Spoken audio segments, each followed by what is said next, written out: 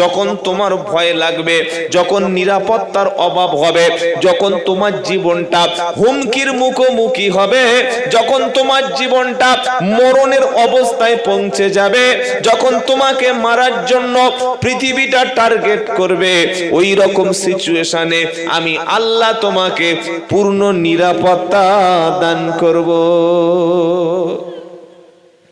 সুবহানাল্লাহ এখন বলার দরকার নেই, সামনে রবিবারের দিকে বলবেন। বলুন না সুবহানাল্লাহ। কটা পুরস্কার দিয়েছেন আল্লাহ? কটা বলেন? একটা হচ্ছে খাবারের অভাবকে মোচন করে দেবে, আর একটি হলো পূর্ণ নিরাপত্তা দেবে। সুবহানাল্লাহ। এটা রাজ্য সরকারের ঘোষণা না, এটা কেন্দ্র সরকারের কোনো ঘোষণা না, এটা পঞ্চায়েত কিংবা এমএলএ এমপি বা বিডিও বা এসডিও থেকে কোনো ঘোষণা না। এই ঘোষণা করেছেন যিনি ওয়াদা খেলাপ করেন না। কি করে? আর আমাদের এখানে একটা কথা বলে ওখানে গিয়ে পুরো 180 ডিগ্রি ঘুরে গেছে। মসজিদে বলছে, হে জালাল ভাই, তুই নাকি জমি বিক্রি করবি? বলে হ্যাঁ। কতটা? 10 কাঠা। কত দাম হবে? 10 কাঠা 1 লাখ টাকা করে। তাহলে কত হলো? 10 লাখ টাকা। তো বললে এক কাজ কর, তাহলে কথাবার্তা মোটামুটি মসজিদে বসে হচ্ছে। বলি দেখ দেখ দেখ দাঁড়িয়ে আছে, আমি তো কথা বলি, তোর 10 কাঠা দেবো, 1 লাখ টাকা করে কাঠা। বাইরে এসে চায়ের দোকানে বলছে, জানিস জালাল আমার জমি নেবে 10 লাখ টাকা 10 কাঠা জায়গা। তো চায়ের দোকানে তো বিভিন্ন পাকা মাল থাকে। 10 কাঠা জায়গা 10 লাখ, এত কম? আমি 15 লাখ টাকা তো ঠিক করে দেবো। তাই নাকি? বললে হ্যাঁ। মসজিদে বসে বললাম, মসজিদে বসে বলেছিস তা কি আছে, কতটা উল্টে যাবে। মুখে কিন্তু দাড়ি আছে, মাথায় টুপি আছে, কাঁচা মুসাল্লি। কি বুঝলেন? টাটকা ইমাম সাহেব, টাটকা হুজুর, টাটকা বক্তা, টাটকা মুফতি সাহেব, টাটকা নামাজি, টাটকা পীরের মুরিদ, টাটকা দাওয়াতের সাথী। মসজিদে বসে কথা হলো, 15 লাখ টাকা দাম দিল, কথাটা উল্টে গেল। এই ওয়াদা খেলাপ আমরা করি কি করি না? করি কি করি না? মুসলমান ওয়াদা খেলাপকারী হয় কোনোদিন? মুসলমানের জবান থেকে, মুসলমানের মুখ দিয়ে যেটাই বার হয়ে যাবে, জীবন চলে যাবে, বিবি চলে যাবে, ঘর চলে যাবে, জেল খাটবে, মামলা খাবে, ফাঁসির কাস্টে ঝুলবে, তারপরে মুসলমান কোনোদিন ওয়াদা খেলাপ? যদি বলেন আমরা সত্যি কি ওয়াদা খেলাপ করি না? আমরা যারা বসে আছি বা আমরা যারা এখানে আছি, আমরা মুসলমান বলে পরিচয় দিই, অথচ প্রতিশ্রুতি ভঙ্গ করি, কথা দিয়ে কথা ডিনাই করি। এখানে একটা কথা বলি, পিছনে গিয়ে কথাটা ঘুরিয়ে দিই। কিন্তু আমার আল্লাহ কি ওইরকম? নাউজুবিল্লাহ। ওয়াদাল্লাহি হাক্কু ফালা তাগুররান্নাকুমুল হায়াতুদ দুনিয়া। আমার আল্লাহ পাক বলছেন, আমি আল্লাহর প্রতিশ্রুতি সত্য, আমি কখনো ওয়াদা খেলাপ করি না। যেটা প্রতিশ্রুতি দিই আমি সেটা অক্ষরে অক্ষরে পালন করি। কারণ ওয়ামান আসদাকু মিনাল্লাহি কিলা, আল্লাহ চাইতে সত্য কথা কার হতে পারে? আবার আল্লাহ বলছেন, ওমান আসদাকু মিনাল্লাহি হাদিসা, আল্লাহর কথা চাইতে আর সত্য কথা, আল্লাহর বক্তব্য চাইতে আর সত্য বক্তব্য কার হতে পারে? ইন্না ওয়াদাল্লাহি হাক্কু, নিশ্চয়ই আল্লাহর প্রতিশ্রুতি সত্য। সকলে বিশ্বাস করেন আল্লাহর প্রতিশ্রুতি সত্য? সবার বিশ্বাস আছে ইনশাআল্লাহ? বলেন না। সবার যদি বিশ্বাস থাকলো, আল্লাহর ওয়াদা সূরা কুরাইশের শেষ আয়াত দুটিতে কি ওয়াদা ছিল? ফালিয়াবুদু রাব্ব হাদাল বাইত আল্লাযী আত'আমাহুম মিন জু। বান্দা যদি তুমি আমার গোলামি করো, আমার দাসত্ব করো, আমার কাছে মাথা নিচু করো, আমার হুকুম যদি মেনে নাও, আমার কথা শুনে যদি তুমি চলো, তোমার জন্য দুটি সুসংবাদ। সকলে বলুন, যখন বান্দা আল্লাহর গোলাম হবে, আল্লাহর কথা শুনবে, মালিকের হুকুম মানবে, মালিকের কথা অনুযায়ী চলবে, বান্দা যখন আল্লাহর হবে, এই আল্লাহর বান্দাদের জন্য সুসংবাদ কটি? ভুলে গেলেন 3 মিনিট আগে বললাম কটা? একটা হলো খাদ্যের যখন প্রয়োজন হবে, ক্ষুধার যখন প্রয়োজন হবে, রুজির যখন অভাব হবে, রুজি তখন আসমান থেকে চলে আসবে। আর 2 নম্বর হলো বান্দার যখন নিরাপত্তার অভাব হবে, আল্লাহ তখন ফেরেশতা পাঠিয়ে বান্দাকে পূর্ণ নিরাপত্তা দান করে দেবে। রুজির মালিককে, এত বড় ভুল কথা কেউ বলে? কে বলেছে রুজির মালিক আল্লাহ? আমি পরিশ্রম করলে তবে খাওয়া হবে, আমি ব্যবসা করলে তবে আমার মাল পকেটে আসবে, আমি চাকরি করলে তবে মাসে স্যালারি মিলবে, আমি চাষ করলে তবে জমিতে ফসল পাওয়া যাবে, আমি হাড়হিম করে পরিশ্রম করলে তবে খাওয়া হবে। রুজির মালিক আল্লাহ যদি বিশ্বাস বান্দা করে, তাহলে শুধু দোকানকে কখনো রাজ্জাক বলে মনে করে বসে থাকতো না, শুধু জমির উপর সারাটা দিন পড়ে থাকতো না, ব্যবসার জন্য গোটা জিন্দেগিটা চলে গেল। আল্লাহকে রুজির মালিক তো মনে করে তারা আজান হয়ে গেলে ওই ব্যবসাটাকে থামিয়ে দিয়ে মসজিদে এসে আল্লাহর সঙ্গে সাক্ষাৎ করে আল্লাহর কাছে সেজদা দিয়ে আল্লাহকে বান্দা বলে প্রমাণ করে যারা রুজির মালিক আল্লাহ হিসাবে মেনে নিয়েছে তারা। বলুন সুবহানাল্লাহ। আমার আল্লাহ বলছেন রুজির মালিক আমি, মা মিন দাব্বাতিন ফিল আরদি ইল্লা আলাল্লাহি রিজকুহা। এটা 12 পারার প্রথম পৃষ্ঠা প্রথম লাইনের 6 নম্বর আয়াত সূরা নাম হুদ। আমার আল্লাহ শোনাচ্ছে গোটা পৃথিবীতে যত প্রাণী আছে সবার খাওয়ানোর দায়িত্ব হলো আমি আল্লাহর। সুবহানাল্লাহ বলেন। আপনার 2টো ছেলে 2টো মেয়ে, মা আছে, বাপ আছে, ভাই আছে, বোন আছে, ফ্যামিলিতে 8 জন 10 জন আছে। আপনি একা খেটে পরিশ্রম করে সংসার চালাতে পারেন না, অথচ আপনার ছেলেগুলি ভাত খায়, মাছ খায়, মাংস খায়, ডিম খায়, দুধ খায়, এর বেশি অন্য কিছু খায় না। আর আল্লাহর পৃথিবীতে যত রকমের প্রাণী আছে সবার রুজির কিন্তু সিস্টেম আলাদা। আচ্ছা, পৃথিবীতে কত প্রাণী আছে বাবা? কত হাজার বলেন একজন? কত হাজার? 18 এটা গুনে বলেছেন না শুনে বলেছেন? কত হাজার? 18,000। খালি পৃথিবীতে পাখি রয়েছে 10,000 ভ্যারাইটিস, 10,000। আপনি ফরাস করে বলে দিলেন আল্লাহ 18,000 মাখলুকাতের স্রষ্টা। একটা সায়েন্সের ছাত্র ছিল, পাগলা মৌলবি একদম। আল্লাহ লিমিটেশন কোন কোম্পানি আছে? আল্লাহ কি লিমিটেড কোম্পানি যে 18,000 তৈরি করেছেন ব্যাস শেষ? কথা বুঝতে পারছেন না? কত প্রাণী যে পৃথিবীতে আছে, সমুদ্রের নিচে কত প্রাণী আছে, মাটির তলায় কত প্রাণী আছে, আজও পর্যন্ত বিজ্ঞানীরা আবিষ্কার করতে পারেনি। আপনি ন্যাশনাল জিওগ্রাফি, অ্যানিমেল প্ল্যানেট এই চ্যানেলগুলো দেখবেন, এখানে কোনো নারী দেখার ছবি পাবেন না, কোনো হারাম কিছু দেখবেন না, শুধু প্রাণী আর প্রাণী। সুবহানাল্লাহ বলে। কত প্রাণী যে পৃথিবীতে আল্লাহ রেখেছে আপনি জানেন? আল্লাহু আকবার। কার রুজি কিভাবে রেখেছে? তো 18,000 মাখলুকাত আমরা যারা বলি কথাটা সত্য না। কত সৃষ্টি, কত কোটি সৃষ্টি একমাত্র কে জানেন?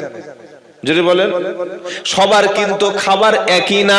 মাছ যে খাবার খাবে পাখিও খাবার খাবে না, বাঘ যে খাবারটা খাবে হরিণ যে খাবার খাবে না, ছাগল যে খাবার খাবে ওই খাবার কুকুরে দিলে খাবে না। ছাগলের খাবার কুকুরে খায়? আরে বলছেন না কেন? ছাগলে ঘাস দিলে সুন্দর সুন্দর খাবে, ওইটা কুকুরকে দিলে ঘড় ঘড় করে মাল বমি করে ফেলে দেবে। কুকুরের জন্য মাংস লাগবে, সাপের জন্য সাপ কি খাবে? মাংস খাবে? আরে বলছেন না কেন? সাপের চাই প্রতিদিন সকালে তাজা তাজা ব্যাঙ। আল্লাহ বললে গর্তের কাছে মুখ নিয়ে চলে যা, আমি খাবার তোকে দিয়ে দেব। আবার ছোট্ট প্রাণী মশা, ও বলছে আল্লাহ রক্ত চাই। আপনি রক্ত নিয়ে বাড়িতে ঝুলিয়ে রাখেন, তাই তো নাকি? বলছেন না কেন? মশার কামড় খাবে না বলে মশারি। আহা হা। আবার গুড নাইট, আবার ওই ইলেকট্রিক যেগুলো পাওয়া যায় না ওই মাল চালিয়ে দিয়েছে, বো বো করে 10 সেকেন্ডে মশা বেহুশ। ও খাবে কি করে? রুমে ঢুকে যা সুন্দর সেন্ট, মশা তখন দোয়া ইউনুস পড়তে পড়তে বো শেষ হয়ে গেল। আল্লাহ বলছে শোন, মশার খাবারটা রেখেছি, মানুষের কাছে রেখেছি, পশুর কাছে রেখেছি, ওর মুখে একটা সূচ দিয়েছি, ওটা এত সূক্ষ্ম দিয়েছি, ওটা মশা বললে আল্লাহ কখন খাবো, আল্লাহ বলে দাঁড়াও, দিনের বেলা যেন যাবি না, তো থাবড়ে দাঁত ফেলে দেবে। কি বুঝলেন? সবাই যখন অন্ধকার হবে, অন্ধকার ঘরে বসে বসে আছে, অন্ধকারে শুয়ে আছে, গিয়ে একদম এমন জায়গায় বসবি হাত যেন যায় না, ঠিক এখানে মশা বসে। কি বুঝলেন? মশা বললে আল্লাহ নি বললেন নিয়ে পুষিয়ে নে, নামাজে দাঁড়িয়েছে, ওখান তো আর মশা মারার সিস্টেম নাই, বসেছে। তা আবার নামাজ পড়তে পড়তে কিছু লোক ফটাস। একটা জিনিস শিখে রাখুন, নামাজে যদি কেউ এরকম ফটাস করে আওয়াজ করে ইচ্ছা করে মশা মারে, তার নামাজটা নষ্ট হয়ে যেতে পারে। কথা মনে থাকবে ইনশাআল্লাহ। মশার খাবার আলাদা, ফড়িং এর খাবার আলাদা। তো কোরআন শোনাচ্ছে মা মিন দাব্বাতিন ফিল আরদি ইল্লা আলাল্লাহি রিজকুহা। পৃথিবীতে এমন কোন প্রাণী নাই যার দায়িত্ব আমার নাই, সবার দায়িত্ব রুজির আমি আল্লাহ নিয়েছি। আবার এমন প্রাণী পৃথিবীতে আছে আগামীকাল কি খাবে তার খাবারটা কেউ জানে না, তার খাবারটা মজুদ নাই। মানুষ শুধু উপার্জন করে, গরু উপার্জন করে না, বাঘ উপার্জন করে না, ঘোড়ার কোনো অ্যাসেট নাই, কুকুরের কোনো ব্যাংক নাই, সাপের কোনো ফিক্সড ডিপোজিট নাই। দেখেছেন সাপের ফিক্সড ডিপোজিট আছে? আরে বলছেন না কেন? ঘোড়ার ব্যাংকে টাকা, বাঘের কিচ্ছু নাই। শুধু মানুষ একমাত্র ভবিষ্যতের প্ল্যান করে, মানুষ শুধুমাত্র চেষ্টা করে। আর আল্লাহ বলছেন তামাম পৃথিবীতে যত প্রাণী আছে ওয়াকাআইম মিন দাব্বাতিল লা তাহমিলু রিজকাহা। এটা 21 পারার 2য় পৃষ্ঠা 8 নম্বর লাইনের 62 নম্বর আয়াত, সূরার নাম আনকাবুত। আমার আল্লাহর ঘোষণা, পৃথিবীতে এমন অনেক প্রাণী আছে আগামীকাল কি খাবে, কালকের কি খাবে ও চিন্তা তার নাই, ও নিজের উপার্জন নিজেই করতে পারে না, আমি আল্লাহ তাকে রুজির জিম্মাদার নিয়েছি। সুবহানাল্লাহ বলেন। পাখিগুলি সকালবেলা বাসা থেকে বার হয়ে গেল, সাপগুলি সকালবেলা গর্ত থেকে সফরে চলে গেল, বাঘগুলি সকালবেলা খালি পেটে বার হয়ে গেল। আল্লাহ বললেন কোন বাঘ, কোন সাপ, কোন পতঙ্গ, কোন মাখলুকাত সন্ধ্যাবেলা খালি পেটে কেউ ঘরে আসে না। ওরা তাসবিহ পড়তে পড়তে, জিকির করতে করতে, আমার নাম স্মরণ করতে করতে বাসা থেকে বার হলো। আর সন্ধ্যাবেলা যখন ঢুকলো, পেট ফুলিয়ে গলা পর্যন্ত খাইয়ে আমি ফিরিয়ে আল্লাহ। চিড়িয়াখানায় গিয়েছেন আপনারা কোনোদিন? জান নাই? চিড়িয়াখানার বাঘ আর আমাদের সুন্দরবনের অরিজিনাল মাল দুটো কি এক? কি গো, চিড়িয়াখানার বাঘের এখন পেট দেখবেন ধুক ধুক ধুক ধুক ধুক ধুক করছে, মাল পাচ্ছে না তো খাবে করতে 5 কেজি 10 কেজি, ওর বেশি তো বরাদ্দ নাই। আর চিড়িয়া যেগুলো সুন্দরবনের মাল, আল্লাহ বলছে আজকে এই দিকে যাবি, ইলাম বাজারের দিকে চলে যাবি, কালকে শিউড়ির দিকে যাবি, পরশুদিন বোলপুরে যাবি, তারপর দিন শান্তিনিকেতনে যাবি, ইচ্ছা মতো গরু ছাগল ভেড়া খালি যাবি, খপ করে পড়বি, যতটা পারিস খেয়ে নিবি, তো শরীর পেট পুরো ভরিয়ে দেবো। সুবহানাল্লাহ বলবেন না? আল্লাহ খাওয়ায়, এই বিশ্বাসটা মুসলমানদের মধ্যে উঠে গেছে। মুসলমান আল্লাহকে রাজ্জাক বা রুজি দাতা এটা বিশ্বাসই করে না। বিশ্বাস করে না বলে কোটি কোটি টাকার মালিক দেখি একটা ছেলে আর একটা মেয়ে। কি আছে না? এক ছেলে এক মেয়ে। বাবা তোমার কি সমস্যা? না কি খাওয়াবো, একটা ছেলে একটা মেয়ে। কারণটা কি? রুজির মালিক যে আল্লাহ, এটা মুসলমান এখন আর সবাই বিশ্বাস করে না। আপনাকে অন্তর থেকে, ঈমান থেকে এই বিশ্বাসটা করতে হবে, আমি যদি আল্লাহর ইবাদত করি, আমি যদি আল্লাহর উপরে ভরসা করি, ওই আল্লাহ আমার রিস্কের দায়িত্ব নিয়ে নিয়েছেন। বলুন সুবহানাল্লাহ। রুজির দায়িত্ব, রুজিটা পৃথিবীতে বন্টন হয় না, রুজিটা বন্টন করতে হয়। আরে কথা বলছেন না? জোরে বলেন। 5টি বিষয় এমন আছে যে 5টি গোপন বিষয় পৃথিবীতে সিদ্ধান্ত হয় না, আর ওই সিদ্ধান্তের ব্যাপারে কোনো মানুষ জানে না। ওই সিদ্ধান্ত কে করে রেখেছেন? কি কি? ইন্নাল্লাহা ইনদাহু ইলমুস সাআ ওয়া নুনাজ্জিলুল গায়িস ওয়া ইয়ালামু মা ফিল আরহাম ওয়া মা তাদরি নাফসুম মাযা তাকসিবু গাদা ওয়া মা তাদরি নাফসুম বিআই আরদিন তামুত। এটা 21 পারা সূরা লুকমানের শেষ আয়াত 34 নম্বর আয়াতে আল্লাহ বলল 5টি বিষয়ের জ্ঞান আছে আমার কাছে, ওটা তোমাদের কারো কাছে নাই। 1 নম্বর কিয়ামতটা কবে হবে ওটা আমি আল্লাহ জানি। 2 নম্বর বৃষ্টিটা বর্ষণ কখন হবে, কত পরিমাণ হবে, ওই বৃষ্টিতে কতটা ক্ষতি হবে, কতটা লাভ হবে, ওর জ্ঞান শুধু আমি জানি। 3 নম্বর মায়ের পেটে সন্তানটা চোর হবে না ডাকাত হবে, আলেম হবে না সাধু হবে, গুন্ডা হবে না বদমাশ হবে, নামাজি হবে না পকেটমার হবে, সুদখোর হবে না মালখোর হবে, ওটা শুধু আমি আল্লাহ জানি। আর 4 নম্বর হলো আগামী দিন তুমি কি উপার্জন করবে, কত টাকা মাল কামাবে, কি দিয়ে তুমি খাবার খাবে, এটা শুধু আমি আল্লাহ জানি। আর 5 নম্বর হলো তোমার মরণটা ইলাম বাজারে হবে না শিউড়িতে মরণ হবে, নাকি শান্তিনিকেতনের সামনে গিয়ে মরবে, নাকি বর্ধমান হাইওয়েতে মরবে, নাকি তোমার পানাগড়ে গিয়ে মরণ হবে, না বাড়ির বিছানায় মরণ হবে, না বর্ধমান হসপিটালে হবে, পিজিতে হবে না ভেলোরে হবে, ওটা শুধু আমি আল্লাহ জানি। মরণের জায়গা তোমার জানার কোনো খবর না।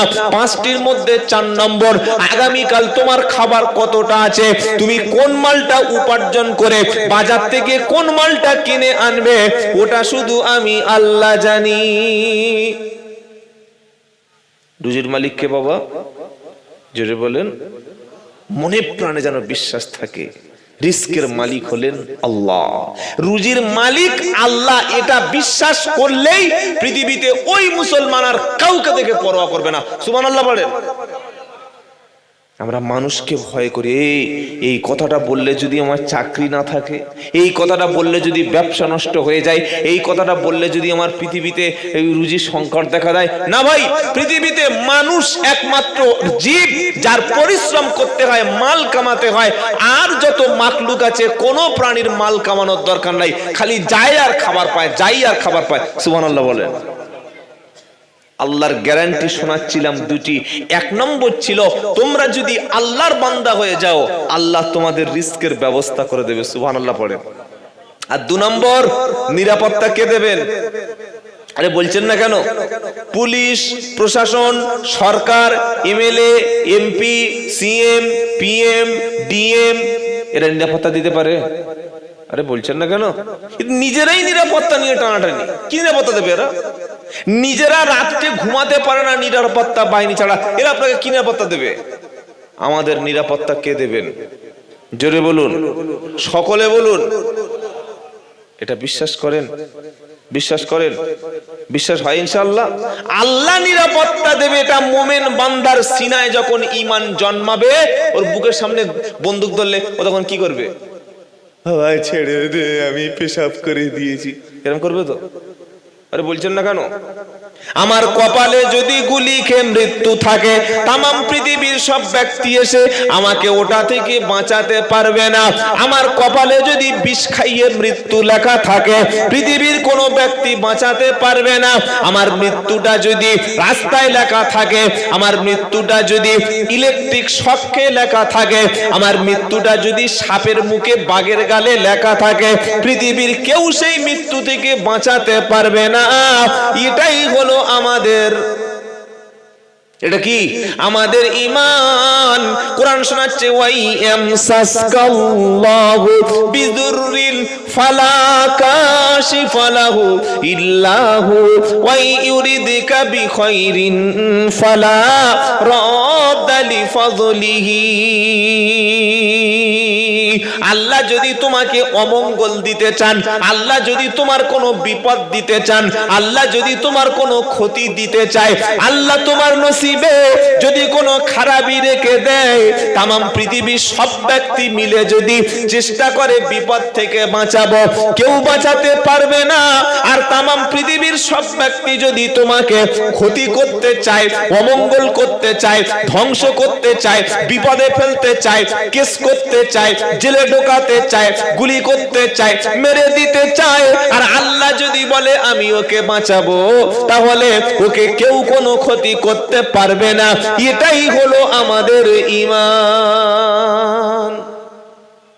ঈমান আছে তো? আছে? তাহলে চলুন দেখি রাস্তায় একটা বন্দুক নিয়ে বুকে ধরি, কখন আছে? ওই রকম একটা ঈমানদার ছিলেন নবী ইব্রাহিম। সুবহানাল্লাহ, সুবহানাল্লাহ বলেন। তিনি তো আমাদের জাতির পিতা। আমাদের জাতির পিতাকে জোরে বলেন। মিল্লাতা আবিকুম ইব্রাহিম হুয়া সাম্মাকুমুল মুসলিমিন। সুবহানাল্লাহ বলতে মন চায় না? আল্লাহু আকবার। জাতির পিতা হওয়া অত সহজ? বাংলাদেশের ছাগলগুলো বলল শেখ মুজিব নাকি জাতির পিতা। চিন্তা করুন, শেখ মুজিব কোনদিন জাতির পিতা হতে পারে? আমাদের জাতির পিতার নাম হলো ইব্রাহিম আলাইহিস সালাম। সকলে বলুন সুবহানাল্লাহ। তাহলে এতক্ষণ বক্তব্য দুটো জিনিস উঠে আসলো। এক, যদি আমাদের চলা বলা, খাওয়া, ঘুমানো, ব্যবসা, বিবাহ, লেনদেন সবটুকুই আল্লাহর হুকুমের উপরে হয়, আল্লাহর গোলামির উপরে হয়, আল্লাহর দাসত্বের উপরে হয়, আল্লাহ আমাকে দুটো জিনিস দেবেন। কটা মনে আছে বাবা? বাড়ি গিয়ে মনে থাকবে তো? বিবির কাছে বলা যাবে ইনশাআল্লাহ। এক নম্বর হলো আমার রুজির দায়িত্বটা আমার হাতে নাই, ওটা আল্লাহ নিয়ে নেবে। সুবহানাল্লাহ বলেন। তার মানে কাল থেকে কাজ করব না, মসজিদে বসে খালি নামাজ পড়বো, জিকির করব, আর দুপুর বেলা দেখবো আরসালান থেকে বিরিয়ানি, হাজি বিরিয়ানি, দাদা বৌদি বিরিয়ানি পার্সেল হয়ে ঘরে চলে আসবে। তাই নাকি? আরে বলছেন না কেন? এই তো আপনি বললেন যে আল্লাহ বলেছে রুজি নেবো। আল্লাহ যেমন বলেছে রুজির দায়িত্ব আমার, তবে তোমাকে কাজ করে খেতে হবে। তোমার হাত দিয়েছি, তোমার চোখ দিয়েছি, তোমার বুদ্ধি দিয়েছি, তোমার শরীরের শক্তি দিয়েছি। মাঠে নামো, চাকরি করো, ব্যবসা করো, দোকান চালাও, তবে তোমার রুজি হবে। সুবহানাল্লাহ বলেন। ওই রুজির মালিক আল্লাহ বলে, আর মসজিদের সামনে সকাল থেকে দুপুর পর্যন্ত 15 পারা পড়ে দিয়ে জোরে নামাজ পড়ে বলছে আল্লাহ সে বিরিয়ানি কই, আল্লাহ বিরিয়ানি কই। বললে কিসের বিরিয়ানি? বললে ওই যে বললে রুজির মালিক। আল্লাহ বলে ওরকম চিটিংবাজি কথাবার্তা আমি বলি না। আমি বলেছি ফাইদা কুদিয়াতি সলাত ফান্তাশিরু ফিল আরদ ওয়াবতাগু মিন ফাদলিল্লাহ। নামাজ হয়ে গেছে বাবা, এবার কেটে পড়ো, এবার বল। বাজারে যা কাজ করো, ব্যবসা করো, আর রুজি সন্ধান করো। সুবহানাল্লাহ বলে।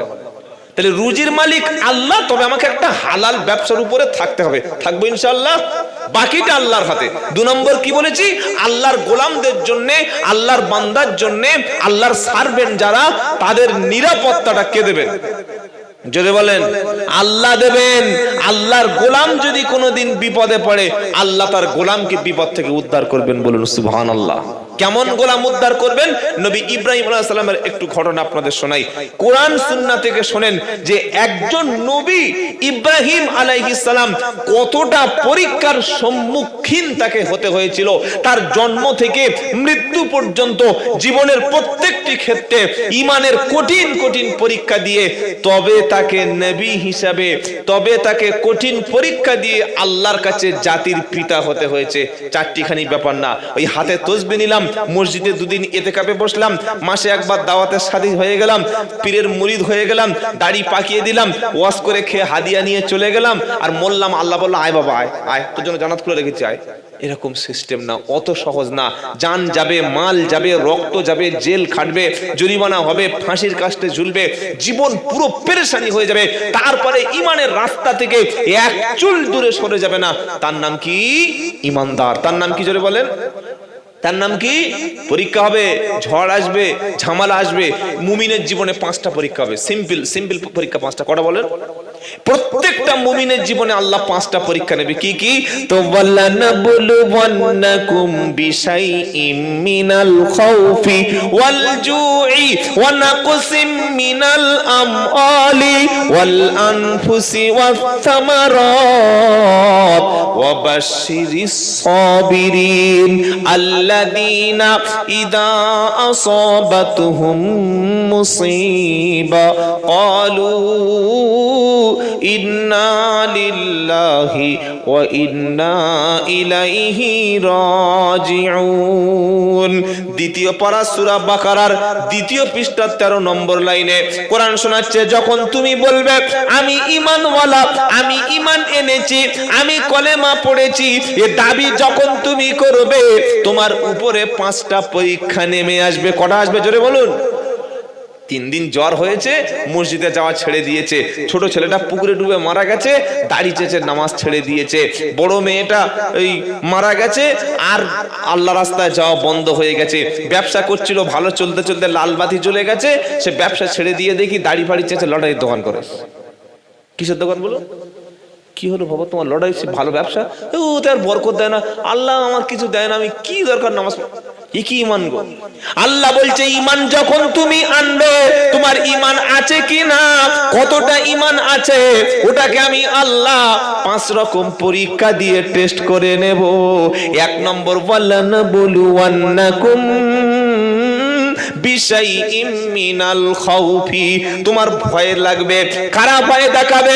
সন্ত্রাসী যারা, জঙ্গি যারা, দেশ বিরোধী যারা, ঈমান বিরোধী যারা, ঈমান আমল বিরোধী যারা, যারা সৎ ব্যক্তিকে দেখে সহ্য করতে পারে না, রাষ্ট্র ভয় দেখাবে, জনগণ ভয় দেখাবে, মুশরিক ভয় দেখাবে, ইহুদিরা ভয় দেখাবে। মুশরিকরা তোমাকে ঈমান আনার কারণে ভয় দেখাবে। অমন ভয়ের সময় আল্লাহর উপরে শুধু তোমাকে ভয় করতে হবে। ওয়াল জুই, তুমি ঈমান আনলে তোমার খাবারের অভাব হবে। ঈমান আনলে সুদের মাল তুমি উপার্জন করতে পারবে না। তুমি যখন পরিপূর্ণ ঈমান আনবে, লটারির টিকিট বিক্রি করতে পারবে না। তুমি যখন পরিপূর্ণ ঈমান আনবে, আর 2 নম্বর, মাল উপার্জন হবে না, তোমার সংসারও ঠিক মতো চলবে না, তোমাকে খাবার কষ্ট দিয়ে আমি আল্লাহ পরীক্ষা করব। 3 নম্বর, ওয়াল জুই ওয়া নাকসিম মিনাল আমওয়াল, তোমাকে মালের নোকসান করিয়ে দেব। হঠাৎ ব্যবসাটা বন্ধ হবে, হঠাৎ জমি জায়গাটা বিক্রি হয়ে যাবে, এমন কঠিন সমস্যার সম্মুখীন হবে, তোমার হাতে আর কিন্তু কোনো মাল নাই। 4 নম্বর, ওয়াল আনফুসি, আমি আল্লাহ তোমার জীবনের ক্ষতি করব, বিবিটাকে তুলে নেব, বাচ্চাটাকে মেরে দেব, নিজের সবচাইতে আদরের সন্তানটাকে কঠিন রোগে 6 মাস ফেলে দেব, আব্বাটাকে বিছানায় ফেলে দেব, তোমার আত্মীয় স্বজনকে আমি কুলের কাছ থেকে তুলে নেব, নিয়ে দেখব তুমি ধৈর্য, দেখবো তুমি ধৈর্য। ধন দিয়ে মন বোঝে, বোঝে ছেলে দিয়ে, আর ফকির করিবে খোদা কাঁধে ঝোলা দিয়ে। ধন দিয়ে মন বোঝে, বোঝে ছেলে দিয়ে, ফকির করিবে খোদা কাঁধে ঝোলা দিয়ে। ফকির করিল খোদা কাঁধে ঝোলা দিয়ে। পারে আল্লাহ, পারে। সকালবেলা আমির তুমি, ফকির সন্ধ্যা বেলা, আল্লাহ তোমার কুদরতি, এ কি হলো খেলা। সকালবেলা আমির রে তুই, ফকির সন্ধ্যা বেলা, সকালবেলা আমির রে তুই, ফকির সন্ধ্যা বেলা। হাসিনা খালা জানেন তো বাবা, বাংলাদেশের প্রধানমন্ত্রী 15-16 বছর কিভাবে ছিল, এখন কোনো অস্তিত্ব নাই, পালিয়ে বেড়াচ্ছে। আহা হা, কত ক্ষমতা! 5 মিনিটে ক্ষমতা শেষ। এটা কে করতে পারে? জোরে বলেন। আল্লাহ। যে কোনো মুহূর্তে আপনার ক্ষমতা চলে যেতে পারে, তার নাম হচ্ছে আল্লাহ। আজকে যারা দেখছেন বড় বড় শাসক, বড় বড় জালিম, বড় বড় অত্যাচার, বড় বড় ক্ষমতাবান, বিশাল পুলিশ, বিশাল র‍্যাব, বিএসএফ, সিআইএসএফ, হাজার হাজার লোক, হাজার হাজার তাদের সমর্থক, আল্লাহই, আল্লাহর কসম করে বলছি, এমন সময় আল্লাহ তাদের আনতে পারে, আর তাদের কাছে ফোন করে খবর নেওয়ার লোক থাকবে না। এটা করতে পারে কি পারে না? এই যে ইহুদি ইসরায়েলেরা আজ 2টি বছর ধরে নিরীহ ফিলিস্তিনিদেরকে, ছোট্ট ছোট্ট ফুলের মতো মাসুমদেরকে, নারীদেরকে, বাচ্চাদেরকে জ্যান্ত জ্যান্ত পুড়িয়ে বোম্বিং করে শেষ করেছে। গাজাতে না আছে হসপিটাল, না আছে স্কুল, না আছে কলেজ, না আছে মিশন, না আছে মসজিদ, মাদ্রাসা নেই, কোনো ঘর নেই, বাড়ি নেই, এমনকি মানুষ বিতাড়িত হয়ে তাঁবুতে গিয়ে আশ্রয় নিচ্ছে। তাঁবুতে, তাঁবু, তাঁবু বোঝেন? এরকম ওই ছোটখাটো প্লাস্টিক ত্রিপল দিয়ে কোন রকমের অস্থায়ী শিবির আছে, তাঁবুতে আশ্রয় নিচ্ছে, সেখান থেকে বোম্বিং করে নিরীহ নিরপরাধ মানুষকে হত্যা করে দিচ্ছে। এটা সত্য বলছি না মিছে কথা বলছি?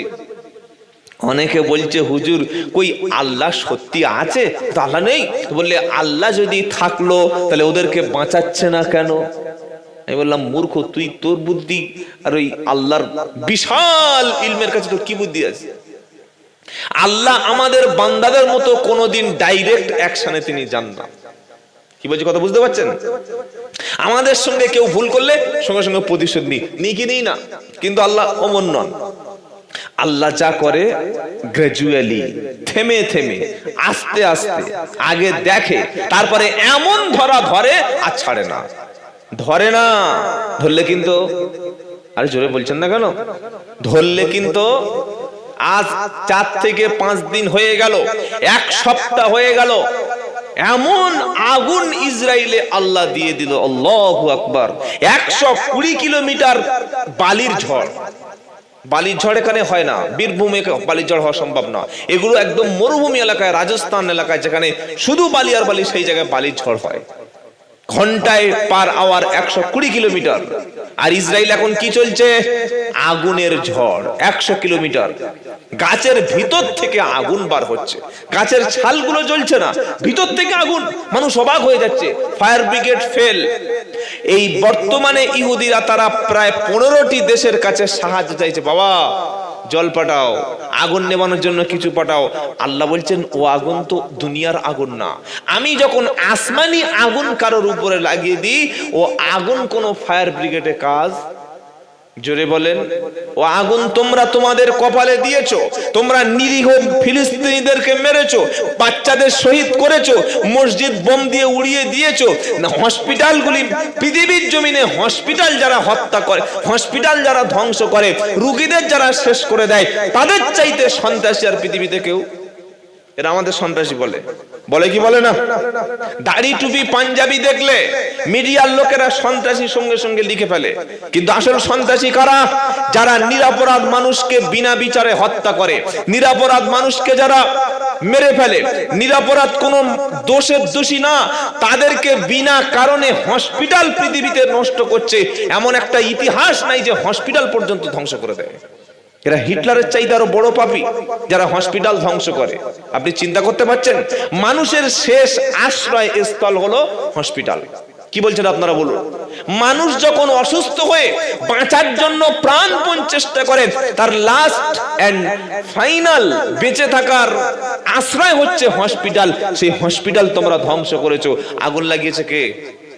যদি বলেন আল্লাহ। ওই আল্লাহ আছে না নাই? আল্লাহ আছে না নাই?